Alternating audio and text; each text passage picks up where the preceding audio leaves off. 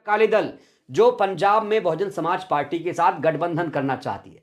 दोस्तों दूसरा राज्य है हरियाणा। हरियाणा में 10 लोकसभा सीटें हैं। हरियाणा में एक पार्टी है इनेलो, इंडियन नेशनल लोक दल।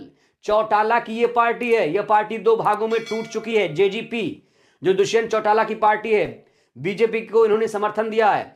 अब कहा जा रहा है कि 6-4 रेशियो के हिसाब से हरियाणा में बहुजन समाज पार्टी गठबंधन करेगी। और दोस्तों बस कुछ ही क्षणों में कहा जा रहा है कि ये जो ऐलान है हो जाएगा। दोस्तों तीसरे राज्य की बात करें तो तीसरा राज्य है मध्य प्रदेश। बेहद ही महत्वपूर्ण राज्य, 29 लोकसभा सीटें हैं यहां पर। और दोस्तों आपको याद होगा जब मध्य प्रदेश में विधानसभा का चुनाव हुआ था तो वहां पर बहुजन समाज पार्टी ने एक क्षेत्रीय पार्टी, आदिवासी पार्टी से गठबंधन किया था। पार्टी का नाम है गोंडवाना गणतंत्र पार्टी।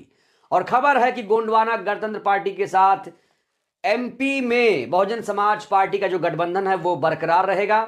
और ऐसी ही खबर छत्तीसगढ़ को लेकर भी है। दोस्तों छत्तीसगढ़ को लेकर खबर यह है कि छत्तीसगढ़ में बहुजन समाज पार्टी गोंडवाना गणतंत्र पार्टी के साथ गठबंधन करने वाली है। छत्तीसगढ़ में 9 लोकसभा सीटें हैं और इन 9 लोकसभा सीटों को लेकर खबर यह है कि 6-3 का रेशियो रहेगा। 6 सीटों पर बहुजन समाज पार्टी और 3 सीटों पर गोंडवाना गणतंत्र पार्टी चुनाव लड़ सकती है। दोस्तों अगला राज्य है बिहार। बेहद ही महत्वपूर्ण राज्य, क्योंकि बिहार में उठापटक की सियासत है।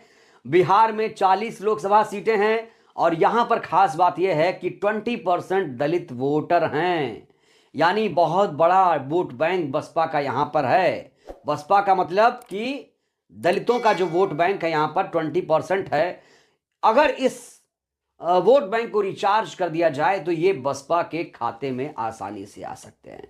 दोस्तों बिहार को लेकर खबर यह है कि यहां पर एआईएमआईएम के साथ गठबंधन हो सकता है। याद करिए 2020 का जब विधानसभा का चुनाव हुआ था तब बहुजन समाज पार्टी ने एआईएमआईएम के साथ गठबंधन किया था और बहुजन समाज पार्टी ने एक विधानसभा सीट पर जीत भी दर्ज की थी।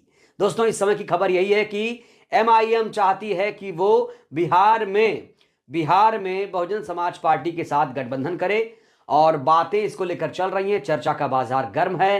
कहा जा रहा है कि बैठकें हो रही हैं। उत्तर प्रदेश को लेकर भी ऐसी कोशिश है लेकिन अभी उस पर कोई बात नहीं हुई है। लेकिन बिहार को लेकर कहा जा रहा है बिहार में गठबंधन होगा एमआईएम के साथ। एमआईएम जो पार्टी है वो ओवैसी, असदुद्दीन ओवैसी की पार्टी है और कहा जाता है कि मुस्लिम जो वोटर हैं इस पार्टी को पसंद करते हैं।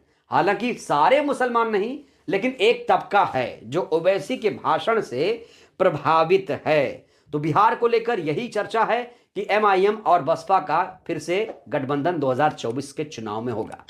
दोस्तों छठा राज्य बेहद महत्वपूर्ण है। छठा राज्य है महाराष्ट्र। 48 लोकसभा सीटों वाला राज्य, सबसे महत्वपूर्ण राज्य। उत्तर प्रदेश के बाद सबसे महत्वपूर्ण राज्यों में से एक महाराष्ट्र है। 48 लोकसभा सीटें और यहां पर भी खबर है कि गठबंधन होगा। पार्टी का नाम है बहुजन वंचित अघाड़ी, VBA। ये प्रकाश अंबेडकर साहब की पार्टी है। प्रकाश अंबेडकर साहब ने मायावती जी को पहले ही कह दिया था कि वो बसपा के साथ गठबंधन करना चाहते हैं। तो दोस्तों इधर प्रकाश अंबेडकर साहब भी बेताब हैं बहुजन समाज पार्टी के साथ गठबंधन करने के लिए। तो कुल मिलाकर 6 राज्य मध्य प्रदेश, छत्तीसगढ़, हरियाणा, पंजाब, महाराष्ट्र और बिहार में बहुजन समाज पार्टी गठबंधन करके चुनाव लड़ेगी।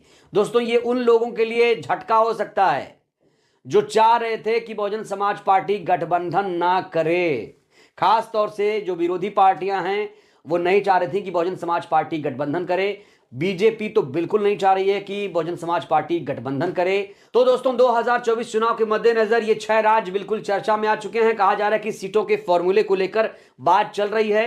अंदर खाने बहुत सारी चीजें चल रही हैं। कुछ चीजें बाहर आ रही हैं, कुछ चीजें नहीं आ रही हैं।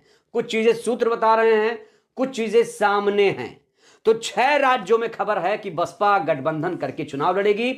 दोस्तों उत्तर प्रदेश, उत्तराखंड को लेकर बहुजन समाज पार्टी की तरफ से कहा गया था कि यहां पर वो गठबंधन नहीं करेगी। लेकिन ये जो 6 राज्य हैं यहां गठबंधन करने वाली है। गठबंधन करके चुनाव लड़ा जाएगा। दोस्तों बहुत कम वक्त बचा है। लोकसभा चुनाव बेहद करीब है। अब कहा जा रहा है कि मार्च अप्रैल 2 महीने का वक्त बचा है। अगर मोटा मोटी देख लिए तो फरवरी और मार्च ही बचा है, क्योंकि अप्रैल मई में लोकसभा चुनाव की तारीखों का ऐलान हो सकता है, ऐसे संकेत मिल रहे हैं। बजट सत्र चल रहा है, यह भी खत्म हो जाएगा और उसके बाद कभी भी कहा जा रहा है बजट सत्र के बाद कभी भी चुनाव की तारीखों का ऐलान हो सकता है।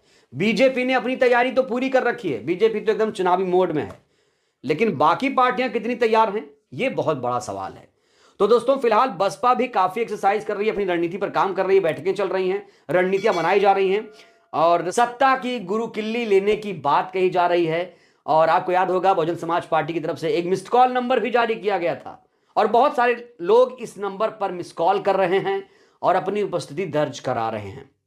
तो कुल मिलाकर काफी मजबूती के साथ बहुजन समाज पार्टी 2024 लोकसभा चुनाव में जा रही है और बहुजन समाज पार्टी की जो अध्यक्ष मायावती वो इस समय काफी सक्रिय हैं। तो दोस्तों इंतजार करना होगा आखिरी ऐलान का, आखिरी फैसले का। तो ये 6 राज्य जहां पर बहुजन समाज पार्टी गठबंधन करने वाली है, इसको लेकर आप क्या कहेंगे? क्या बहुजन समाज पार्टी को उत्तर प्रदेश में भी गठबंधन करना चाहिए, उत्तराखंड में भी करना चाहिए? अगर उत्तर प्रदेश में करना चाहिए तो किसके साथ करना चाहिए, इसको